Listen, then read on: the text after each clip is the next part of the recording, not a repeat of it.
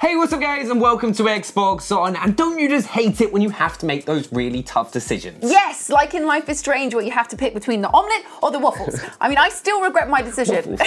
Well, we've been thinking about some of the hardest choices you make in video games. But just a heads up, there are going to be some spoilers ahead, so if there's something you don't want to find out about, just skip ahead. Yeah, let's take a look.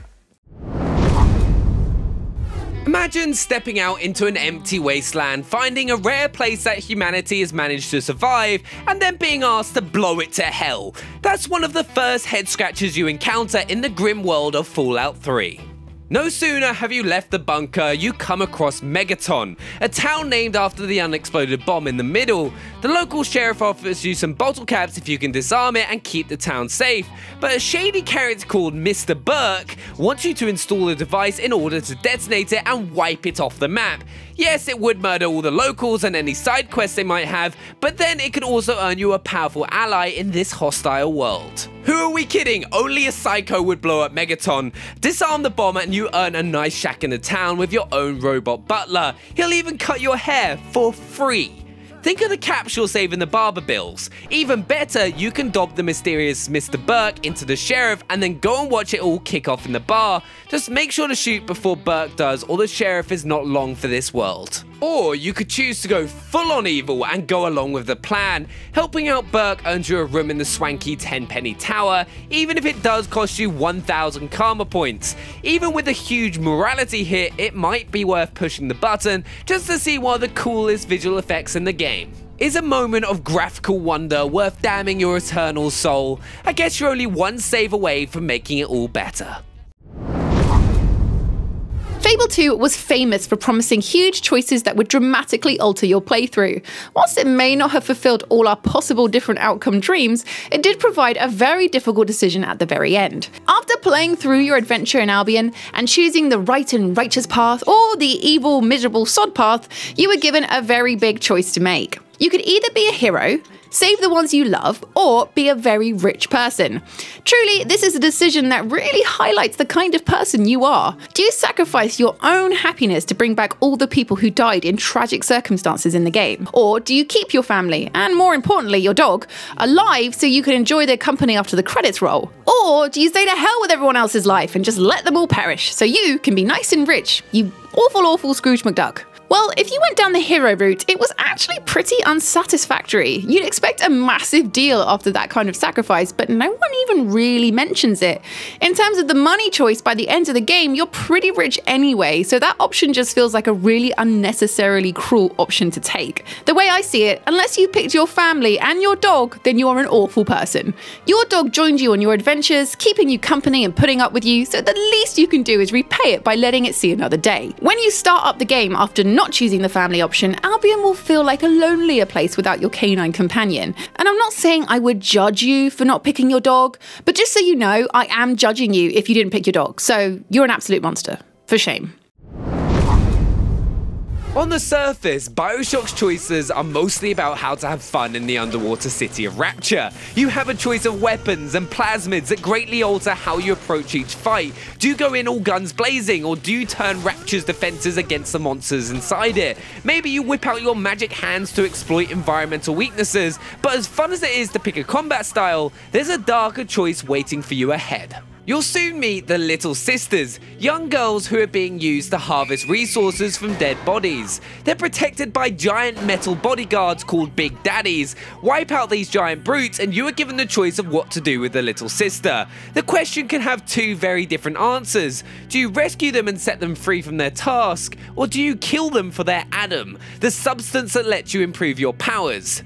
Murdering a kid is obviously incredibly dark stuff, but the game does its best to tempt you with those awesome abilities. If you want better odds of surviving, you'll want to harvest them and buy some new toys. Of course, set enough of the little sisters free and you'll eventually be rewarded with Adam for your good deeds, but you are much weaker until you get your prize. It's very hard to make the right moral call when armies of crazy mutant people are screaming at you. In the end, we decided to go with saving them, and it's a decision we didn't regret. Once you escape Rapture, you're rewarded for your kind deeds with a lifetime of happiness with the family of daughters you've rescued.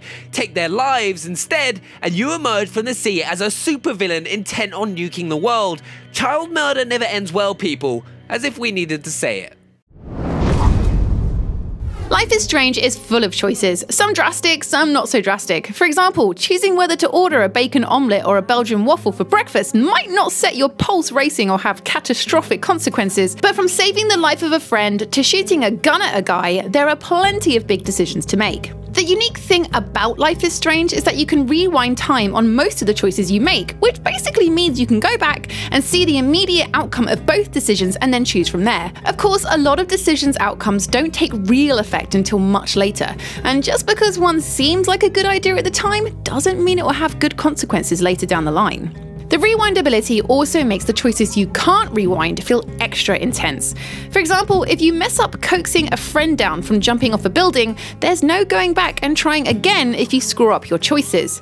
Suddenly all your power is gone, and you're left feeling very helpless. The very last decision in the game is by far the hardest and has the biggest repercussions.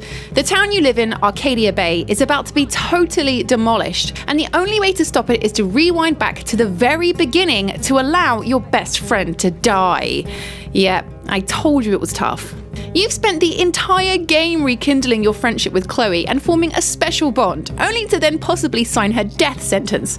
Of course, if you let her live, then that means the entire town dies. So is it one life that's very special to you, or tons of lives to the town people that you haven't had much to do with over the course of the game? If you choose to save Chloe, the ending is quite brief as they look at all the destruction, whereas saving the town leads to an emotional ending, including Chloe's funeral. Either way, you've got to be the Grim Reaper, so who's it going to be? Over the course of 4 games, Mass Effect has asked us to make some huge calls. One wrong line of dialogue can see an entire race wiped off the map or the galaxy itself change forever. But as big as these choices got, it was choosing between 2 of our squad mates that left the most lasting impact. When a mission to plant a bomb goes south, you're forced to side with either Ashley Williams or Kaidan Alenko. Both are under attack and both tell you to protect the other. The one you don't pick gets to enjoy seeing this mushroom cloud close up. It probably isn't that much fun. The weird thing is, neither character is a particular favourite of ours. Kaidan is just some guy who goes on missions with you, and Ashley's claim to fame is that she appears to be a little bit racist towards aliens. It's kind of a lesser of two evils type deal. Maybe you'll be influenced by your romantic options. That nuke will put a stop to any of your nighttime adventures, but that seems like a slightly shallow reason to melt someone in an atomic blast. Either way, it puts a major downer on the conversations that follow. Ash didn't make it. How could we just leave her down there? If anything, this is a decision that becomes harder to live with as the series goes on. As you meet loads of characters and see your crew grow over the course of 3 games, you're more aware of the people who didn't make the cut. In the heat of the battle, it may be an easy call to make, but living with it is quite a different matter. Telltale's The Walking Dead is full of choices. I mean, it's basically the entire game's hook. Make constant, unrelenting choices which will question your moral fibre and make you feel very guilty. Some of the choices may seem like smaller ones. For example, you choose who gets what food rations, which, although it will make you feel guilty for those who miss out, is nothing compared to some of the life or death decisions you have to make. People in your survivors group will end up in some unfortunate situations, and lucky old you gets to decide whether they live to see another day. However, one of the most grueling and deeply affecting choices has to be the very last choice. Throughout the game, you play the part of Lee, a generally kind-hearted man who saves an orphaned little girl called Clementine at the beginning of the zombie apocalypse. Throughout the game, you'll do your best to help her as much as you can, whether it's teaching her how to fire a gun so she can protect herself, or stopping her from accidentally eating human remains. And your very last decision will have the most impact of them all. How it all ends is this. You're bitten by a zombie amongst the chaos of it all and slowly succumb to the infection which is spreading through you. Whilst chained to a radiator, you have to explain to Clem that she has to go on without you as you're not long for this world. At that point, you choose for her to either shoot you dead, thus preventing you from turning into a zombie, or to just go and leave, knowing the awful fate that awaits you. The last decision packs such a punch. The entire game has been building and growing their relationship, and now it's come to an end in the worst possible way. Do you teach Clem a hard lesson by having her shoot Lee, or let her leave, knowing the monster he'll become? All we know is one of the last choices you have is what Lee says to Clem, and when we had him say, "I'll miss you," there wasn't a dry eye in the house. If you've played any of the Witcher games, you'll know they are packed with incredibly difficult decisions. Just about every side quest ends in you having to pick a side, often between two things which seem equally terrible, but few choices have the same impact as the decision you make at the end of The Witcher 2's first act. Throughout this first chapter, you work with two warring factions, the Blue Stripes and a gang of rebel elves called the Scoia'tael. The leaders of the two groups, Roach and Yorveth, hate each other, so it only makes sense that when you have to side with one of them, the other isn't going to be too happy, but the consequences are absolutely massive. Depending on the character that you side with, it changes the entire middle stretch of the game. Act 2 takes place in the middle of a huge siege, and depending on which character you choose to work with in part 1, places you on either side of the battle. I love how the chapter begins with the two sides meeting for a peace treaty, with you playing as the leader of either army. If you play the game twice, you get to see the same events from two different perspectives, a great reason to dive back in once the credits roll. In Roach's version of events, you're situated in the army's camp, working out how to remove an evil curse placed on the battlefield. If you sided with the elves, you get to explore the city that the army has under siege. Both storylines have their own missions and side quests, and have a big impact on the final chapter of the game. In fact, the impact is still being felt in The Witcher 3, where you are asked which side you picked when the game quizzes you at the start of the game. In the moment, the decision may not seem too difficult, but few choices in video games have such a massive impact.